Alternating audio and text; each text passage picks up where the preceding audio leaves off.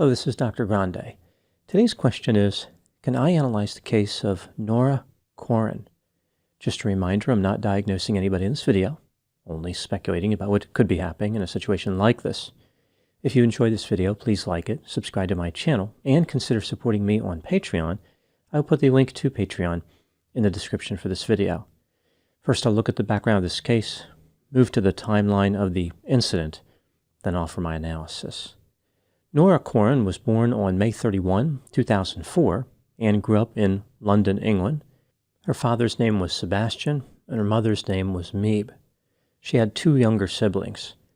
Nora had a medical condition where her brain did not develop properly.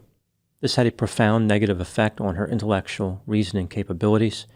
Overall, her cognitive functioning was that of a 6-year-old. She had severe limitations as far as speech, reading, and writing. She also had a number of physical restrictions, like difficulty with her balance and coordination. Now moving to the timeline of the incident.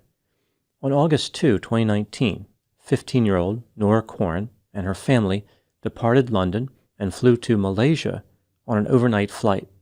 They arrived on August 3. In the afternoon, they checked into a place called the Dusun Resort in Seremban, Malaysia, which is not far from Kuala Lumpur. This exclusive facility was surrounded by the jungle. The family stayed in one of 7 houses in the compound. The house was 2 stories. Starting at about 5 p.m., the family walked around the resort grounds for about an hour. Nora went to sleep upstairs sometime around 10 p.m. She was in a double bed along with her sister. The sisters were on a mezzanine floor accessible by a spiral staircase, just a few feet from their parents' bedroom. On August 4, at 8:30 a.m., Nora's father, Sebastian, noticed that Nora was missing. The family and other people searched the resort for Nora, but they did not have success. The owner of the resort contacted the authorities.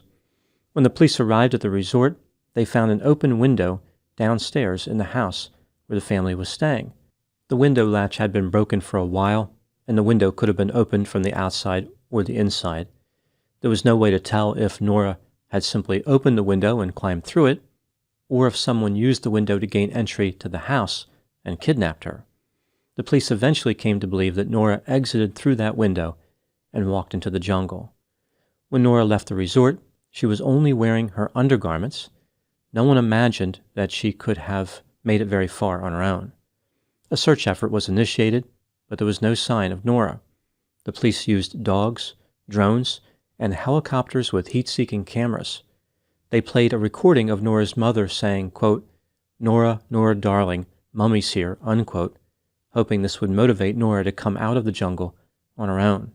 On August 13, 10 days after she went missing, volunteers from a hiking club found Nora's body at 1:57 p.m. She was next to a small stream about 1.6 miles from the resort. Investigators were confused by the discovery of her body because the area where she was found had already been searched a few times. Nora was not wearing any clothing. Her head was resting on her hands as if she had been sleeping when she died. She had a few bruises and scratches, but was otherwise uninjured. She had not been the victim of any type of crime related to sex. The search continued because investigators wanted to find Nora's undergarments. Over 350 people searched from the resort to where Nora's body was found, but they didn't find anything. An autopsy was conducted. Nora's cause of death was upper gastrointestinal bleeding from an ulcer. The ulcer was caused by starvation and stress.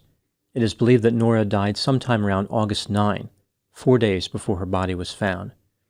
In August and September of 2020, an inquest was held at the coroner's court. The police said that there was no criminal activity evident in this case. There was no indication that Nora was kidnapped. No foreign DNA was found on her body. Nobody demanded a ransom. There were no drugs or poisons in Nora's system. There was no reason to believe anybody else was involved in her disappearance. In January of 2021, the coroner ruled it was more likely than not that Nora died as a result of misadventure. The coroner ruled out the idea that Nora harmed herself, was murdered, or died a natural death. In June of 2021, a judge overturned the inquest verdict and changed it to an open ruling. This allows for the possibility of criminal involvement. The judge said that it was not possible that Nora would have left the house alone that night and navigated the challenging terrain in the jungle by herself. Now moving to my analysis. There are only two primary theories in this case. Either Nora was abducted by intruders, or she walked away from the compound and into the jungle on her own. Let's take a look at the evidence both for and against the idea that Nora was kidnapped, starting with the factors that support this theory. Nora had physical and mental limitations, which would have made wandering into the jungle unlikely. On the physical side, she had profound limitations with both gross and fine motor skills. Nora had difficulty with several tasks, including opening anything that required force, twisting her body, reaching behind her back, operating zippers or buttons, maintaining her balance, moving in a coordinated fashion, and walking on non-flat terrain. As far as her mental health and personality factors, Nora could not think abstractly, she was not effective at communicating verbally, and she was extremely shy. Nora always stayed close to her family members. Considering her physical limitations, it seems unlikely that Nora would have been able to complete all the tasks necessary to leave the resort. For example, opening the window, climbing out of the window, climbing over a fence around the resort, or squeezing through the gap in the gate, and making her way over uneven terrain for 1.6 miles. Considering her mental health and personality factors, it seems unlikely Nora would have desired to leave her family and wander into the jungle. She never wandered off when she was home. As far as the physical evidence at the house, 4 fingerprints were found on the window, but there was no match in the police database. Nora's fingerprints were not among those that were found on the window. The window latch had been broken for some time, so an intruder could have easily entered through it. Nora's parents claimed that they heard muffled whispering from 2 people inside the house in the morning, but they were half asleep, so they did not investigate. Perhaps her parents heard the intruders that took her. Nora was wearing her undergarments when she went missing, but those undergarments were never recovered. Maybe the kidnappers took them. Moving to the factors that contradict the theory that Nora was kidnapped. Nora certainly did have a number of limitations, but she may have been more capable than people thought. When she arrived at the Kuala Lumpur International Airport, she was captured on surveillance video, walking normally, and even handling a bag. The police said that her style of walking was consistent with that of a normal 15-year-old. The resort where the family was staying was a completely different environment for Nora. This may have placed a lot of stress on her and motivated her to leave the resort, or she could have simply become disoriented when looking for the bathroom. Nora was probably tired from jet lag, she was in a foreign land, she was unfamiliar with the house, and she was unfamiliar with the jungle.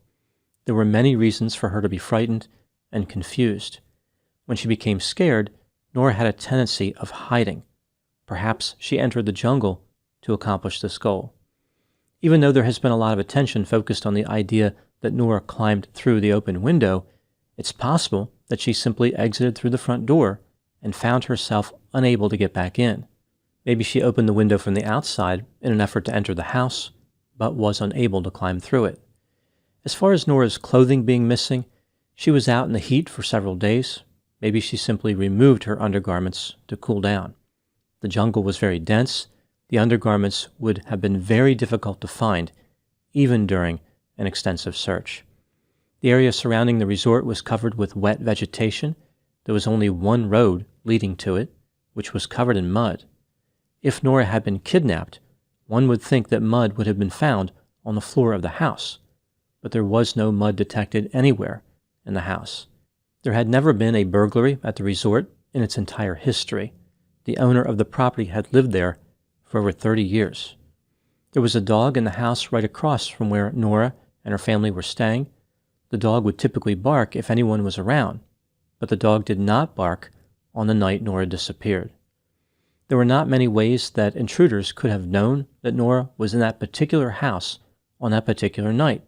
After all, she had arrived in Malaysia not long before she was kidnapped. What motive did the kidnappers have? Why would they take Nora only to let her starve in the jungle? Why would they leave her body in the open? There were millions of places to hide a body in the jungle. How did the kidnappers perpetrate the crime without leaving any evidence behind? As far as the unidentified fingerprints on the window that was found open, the residence was a rental house. Presumably, thousands of people had been in that house over the last several years. It makes sense that some of those people would have touched the window. It also makes sense that their fingerprints would not be in any type of criminal database. When considering the evidence, do I think that Nora was kidnapped? No. I think the most likely theory is that she wandered into the jungle on her own. It's certainly possible that she was kidnapped, but I don't think it's the most likely explanation. Here's what I think happened in this case.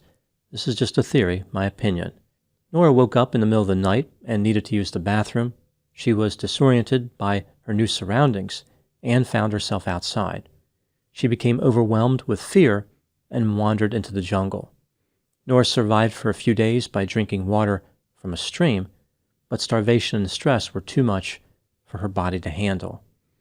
The change of the inquest verdict to open ruling is a testament to the bizarre nature of this case, but ultimately, it is academic. There are no leads to follow up on. There is no evidence of an intruder. It's not like the police failed to investigate the case initially, and now they can do something different. There is nothing for them to do at this point. Now moving to my final thoughts. There are two lessons that come to mind in this case. Number one, some people have a tendency to underestimate individuals with disabilities. Nora was more physically capable than people imagined. This would typically be considered positive, but in this instance, it led to an unfortunate outcome. Number two, it's important to exercise caution when introducing a vulnerable individual to a drastically different environment. It sounds like Nora was not ready for all the stress that was placed on her. Despite the potential failure to apply these lessons, I don't think that anyone was to blame in this case. The bizarre and tragic outcome was completely unexpected and almost impossible to predict. There were no offenders of any type in the situation, including mysterious intruders. Those are my thoughts on the case of Nora Quoirin. Please put any opinions and thoughts in the comment section. They always generate an interesting dialogue. As always, I hope you found my analysis of this topic to be informative. Thanks for watching.